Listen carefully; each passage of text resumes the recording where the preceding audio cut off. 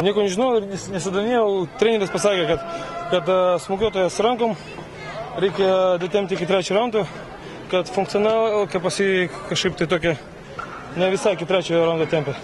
Kad galiu fiziškai tą ant ištvermės laimėti. Tai po truputėlį, kai visą laiką pradėjau lėtai, žiūrėjau, ką jis galima pasiūlyti, ką galiu aš jam pasiūlyti ir antram raundė gausi. Tik susižeidžiau vėl ranką, kur jau 3 mėnesį trauma yra pirmam raundė, tai biškai pristabdžiau tempą, bet po to po biškai spaudęs dantis ir iki pasiekiau savo tikslą. Lengvų kovų nebūna, kaip sako, lengvas varžovas buvo, lengva kova, nebūna lengvų kovų, pamirškite tą žodį. Visi ruošiasi, visi sunkiai dirba, visas darbas yra ne tai, ką jūs čia matot, visas darbas yra atliktas salėje.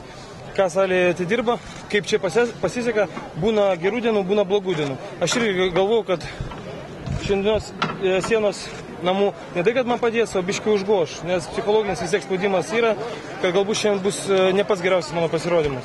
Bet gausi įsisukti iš situacijos labai puikiai. Bet palaikymas labiausiai šeima. Šunelis dabar gimė ir, sakau, prieš kiekvieną kovą pasižiūriu, nuotrauką man toks amplūdis yra dėl ko. O šiaip, kai visą laiką lygis Lietuvoje kyla, kas labai džiugina, bet tikrai, sakau, abidnai tai, kad stengiamės daryti tokius, bent jau mūsų klubas, aš stengiamės daryti tokius projektus, kad suburti daugiau sportininkų į vieną tašką. Ne tai, kad persivėliuoti ar kažką, kad sueitumėm, pasidalintumėm patirtim vien su kitu, duotumėm kažkam patarimų, iš kažko gautumėm patarimų, kad šiek tiek Lietuvoje dar visi šiek tiek yra susispaudę.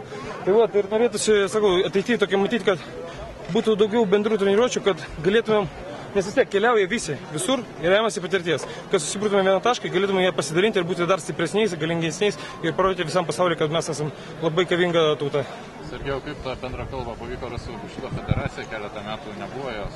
Jo nebuvo, nes iš sporto tenka gyventi, dabar šeimą išlaikyti. Tai ieškojau tiesiog labiau pasiūlymų, kurie labiau apsimokėjo man.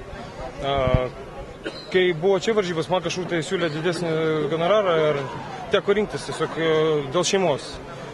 O dabar varžybų irgi yra, bet gavau pasiūlymą, nuo kurio negalėjau dabar atsisakyti ir su didžiuliu malonumu sutikau. Plius vis tiek, kaip čia visur dalyvauju, visur mane visas pasaulis žino iš kovos menų.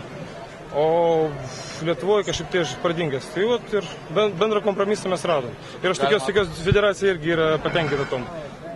Uždirbau didesnį žinomumą, didesnį vardą ir vis tiek lygis auga, kaip aš sakiau, kiekvieno iš mūsų auga. Kiekvienas iš mūsų kovotojų yra daug ko vertas. Bet kažkam gal sekasi labiau, kažkam mažiau. Aš krūvinų darbų pasiekiu visą savo pergalės, važinėjau tas mėgėjų varžybos, už kurias man pinigus niekas nemoka. Keliu lygį Lietuvoje, stengiuosi kelti lygį Lietuvoje, Lietuvos vardą populiarinti ir tą patį vardą savo didinti, garsinti. Nes dabar, kaip Europos pasaulio čempionate buvau, jau mus pažįsta. Mes tik dviese atvažiuojam į Europos pasaulio čempionatus, bet mūsų jau atpažįsta. Iš Lietuvos kepuraitės atpažįsta ir žino, kad tie du atvažiuoja ir atvažiuoja medalį. Ačiū Jums labai.